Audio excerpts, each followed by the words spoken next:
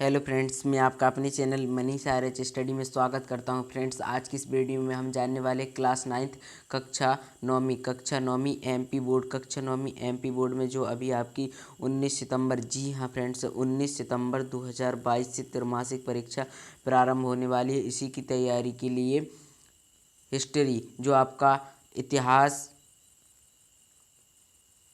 विश्व एक, भारत और समकालीन विश्व एक, जो आपकी पुस्तक है कक्षा नौवीं, विषय सामाजिक विज्ञान, इसका अध्याय 1 फ्रांसीसी क्रांति। इस अध्याय के हम वेरी मोस्ट इम्पोर्टेंट क्वेश्चन आज की इस वीडियो में जानने वाले हैं, तो इस वीडियो को अंत तक जरूर देखें। तो चलिए फ्रेंड्स, हमने टाइम वेस्ट किया, अपनी इस वीडियो को स्टार्ट करते हैं और आपका स्वागत है सुपर फास्ट वीडियो में। तो फ्रेंड्स, आज की इस वीडियो में हम जानने वाले हैं NCERT solution class 9th history, Bharat और समकालीन विश्व एक, जो आपकी पुस्तक है सामाजिक विज्ञान की, अध्याय 1 फ्रांसीसी क्रांति से वेरी मोस्ट इम्पोर्टेंट क्वेश्चन। यहाँ पर जो है इस पाठ के महत्वपूर्ण बिंदु दिए हुए हैं। फ्रेंड्स, ये भी वेरी मोस्ट इम्पोर्टेंट क्वेश्चन है, लेकिन हम यहाँ पर हमारा फर्स्ट क्वेश्चन, पहला प्रश्न दिया हुआ है अभ्यास प्रश्न पाठ्य पुस्तक, तो फर्स्ट क्वेश्चन दिया हुआ है हमारा। फर्स्ट क्वेश्चन है, फ्रांस में क्रांतिकारी विरोध की शुरुआत किन परिस्थितियों में हुई?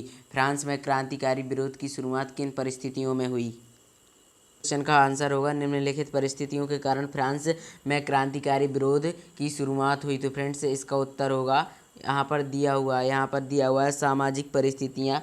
वहाँ पर सामंतवाद की प्रथा थी, जो 3 वर्गों में विभक्त थी, प्रथम वर्ग, द्वितीय वर्ग एवं तृतीय वर्ग। प्रथम स्टेट में पादरी थे, दूसरे स्टेट में कुलीन एवं तीसरे स्टेट में व्यवसायी, व्यापारी, अदालती कर्मचारी, वकील, किसान, कारीगर, भूमिहीन मजदूर एवं नौकर आते थे। यह केवल तृतीय स्टेट ही थे जो सभी कर देने के बाध्य थी। पादरी एवं कुलीन वर्ग के लोगों को सरकार को कर देने से छूट प्राप्त थी। सरकार को कर देने के साथ साथ किसानों को चर्च को भी कर देना पड़ता था। यह एक अन्यायपूर्ण स्थिति थी, जिससे तृतीय स्टेट के सदस्यों में असंतोष की भावना को बढ़ावा दिया। नेक्स्ट पॉइंट दिया हुआ है आर्थिक परिस्थितियाँ। अगला पॉइंट इसका आर्थिक परिस्थितियाँ। सन 1774 में बूबू राजवंश का लुई 16वां फ्रांस के सिंहासन पर बैठा और उसने ऑस्ट्रेलिया की राजकुमारी मैरी एंटोनेट से शादी की। सत्तारूढ़ होने पर उसे शाही खजाना खाली मिला। सेना का रखरखाव, दरबार का खर्च, सरकारी कार्यालयों का विश्वविद्यालयों को चलाने जैसे अपने नियमित खर्च निपटाने के लिए सरकार कर बढ़ाने पर बाध्य हो गई।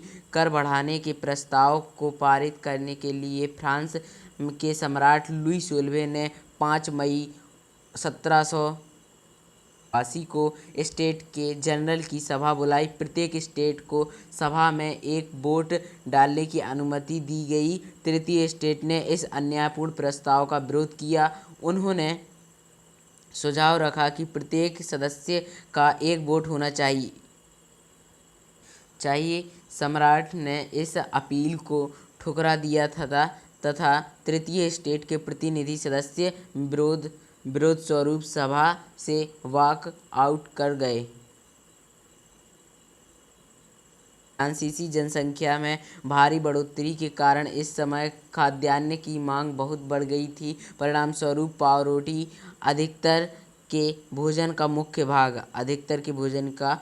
भाग के भाव बढ़ गए। पावरोटी के भाव बढ़ गए। बढ़ती कीमतों का व अपर्याप्त मजदूरी के कारण अधिकतर जनसंख्या जीविका के आधारभूत साधन भी वहन नहीं कर सकती थी। इससे जीविका संकट उत्पन्न हो गया तथा अमीर और गरीब के मध्य दूरी बढ़ गई।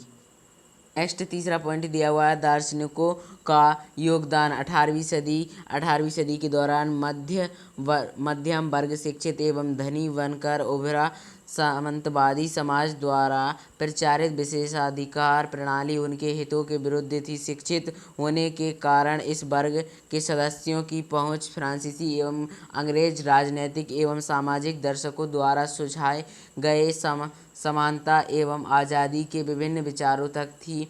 ये विचार सैलून एवं कॉफ़ी घरों में जनसाधारण के बीच चर्चा तथा वाद विवाद के फलस्वरूप तथा पुस्तकों एवं अखबारों के द्वारा लोकप्रिय हो गई। दार्शनिकों के विचारों ने महत्वपूर्ण भूमिका निभाई। John Locke, Jean Jacques Rousseau एवं मॉन्टेस्क्यू ने राजा के दैवीय सिद्धांत को नकार दिया। क्या हुआ है? फ्रांसीसी समाज के कौन से समूह को क्रांति से लाभ हुआ? कौन से समूह को शक्ति त्यागने पर बाध्य किया गया? समाज के कौन वर्ग को क्रांति के परिणाम से निराश होगी? तो फ्रेंड्स इसका उत्तर होगा तृतीय स्टेटस के धनी सदस्यों। मध्यम वर्ग के फ्रांसीसी क्रांति से सर्वाधिक लाभ हुआ।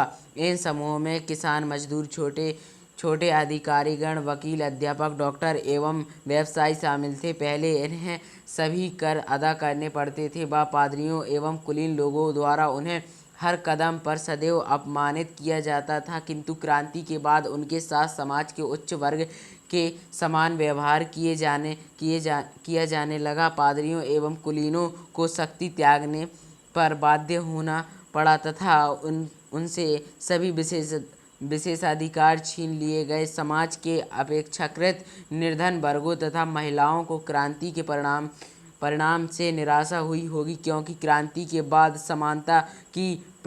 समानता की प्रतिज्ञा पूर्ण रूप से फलीभूत नहीं हुई। नेक्स्ट क्वेश्चन, हमारा अगला प्रश्न दिया हुआ है, फ्रांसीसी क्रांति से 19वीं व 20वीं सदी के विश्व के लोगों को मिली विरासत का वर्णन कीजिए। तो इसका उत्तर होगा फ्रांसीसी क्रांति से 19वीं व 20वीं सदी के विश्व के लोगों को मिली विरासत। तो इसका दिया हुआ है, फ्रांसीसी क्रांति मानव इतिहास की महत्वपूर्ण घटनाओं में से एक दिया हुआ है। यह पहला ऐसा राष्ट्रीय आंदोलन था जिसने आज़ादी, समानता और भाईचारे जैसे विचारों को अपनाया। 19वीं व 20वीं सदी के प्रत्येक देश के लोगों के लिए यह विचार आधारभूत सिद्धांत बन गया। इसने यूरोप के लगभग सभी देशों एवं दक्षिण अमेरिका में प्रत्येक क्रांतिकारी आंदोलन को प्रेरित किया।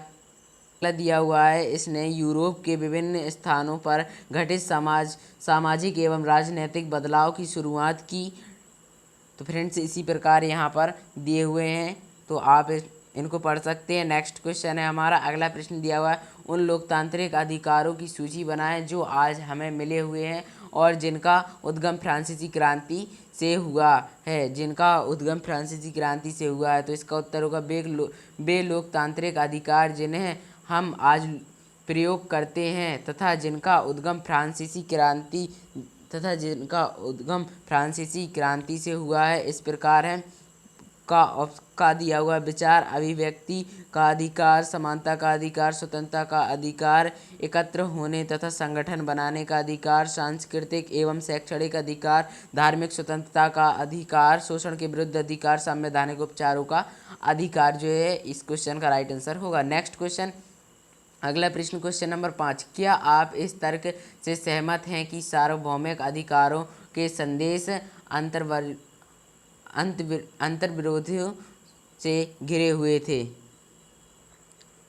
तो इसका उत्तर होगा फ्रेंड्स, पुरुषों एवं नागरिकों के अधिकारों की घोषणा इतने विशाल स्तर पर सार्वभौमिक अधिकारों का खाका तैयार करने का विश्व में शायद प्रथम प्रयास था। इसने स्वतंत्रता, समानता एवं भाईचारे के 3 मौलिक सिद्धांतों पर बल दिया। सभी लोकतांत्रिक देशों द्वारा ऐसे सिद्धांतों को अपनाया गया है, किंतु यह सत्य है कि सार्वभौमिक अधिकारों का संदेश विरोधाभासों से घिरा था। पुरुष एवं नागरिक अधिकार घोषणापत्र में कई आदर्श संदिग्ध अर्थों से भरे पड़े थे।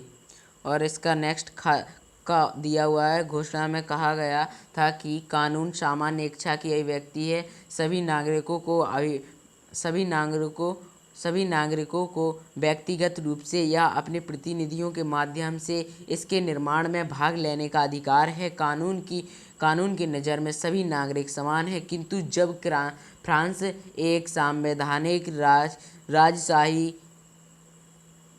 बना तो लगभग 30 लाख नागरिक, जिनमें 25 वर्ष से कम आयु के पुरुष एवं महिलाएं शामिल थे, उन्हें बिल्कुल वोट नहीं डालने दिया गया। नेक्स्ट अगला खा दिया हुआ है, फ्रांस ने उपनिवेशों पर कब्जा करना व अपनी जनसंख्या बढ़ाना जारी रखा। फ्रांस में 19वीं सदी के पूर्वार्ध तक दास प्रथा जारी रही। नेपोलियन के उदय का आप कैसे वर्णन करेंगे? तो नेपोलियन के उदय का आप कैसे वर्णन करेंगे? तो इसका उत्तर होगा सन 1796 में निर्देशिका के पतन के तुरंत बाद नेपोलियन का उदय हुआ। निदेशकों का प्रायः विधान सभाओं से झगड़ा होता था, जो कि बाद में उन्हें बर्खास्त करने का प्रयास करती। निर्देशिका राजनैतिक रूप से अत्यधिक अस्थिर थी, अतः नेपोलियन सैन्य तानाशाह के रूप में सत्तारूढ़ हुआ। सन 1804 में नेपोलियन बोनापार्ट ने स्वयं को फ्रांस का सम्राट बना दिया। वह पड़ोसी यूरोपीय देशों पर विजय करने निकल पड़ा, राजवंशों को हटाया और साम्राज्यों को जन्म दिया, जिसमें परिवार के सदस्यों को आरूढ़ किया। उसने निजी संपत्ति की सुरक्षा जैसे कई कानून बनाए और दशमलव प्रणाली पर आधारित नाप-तौल की एक समान पद्धति शुरू की। अंततः 1815 ईस्वी में वाटरलू में उसकी हार हुई। परीक्षा उपयोगी महत्वपूर्ण प्रश्नोत्तर दिए हुए हैं। तो फ्रेंड्स, ये जो क्वेश्चन है हम नेक्स्ट वीडियो मतलब पार्ट टू में इन क्वेश्चनों को जानेंगे। और ये था फ्रेंड्स हमारा पार्ट 1। जी हाँ फ्रेंड्स, ये था हमारा पार्ट 1। तो अगर ये वीडियो पसंद आया हो तो इस वीडियो को लाइक करें और अपने फ्रेंड्स के साथ शेयर करें। ऐसे वीडियो पाने के लिए हमारे चैनल मनीष आर्य स्टडी को सब्सक्राइब करें। Thanks for watching video. जय हिंद, वंदे मातरम।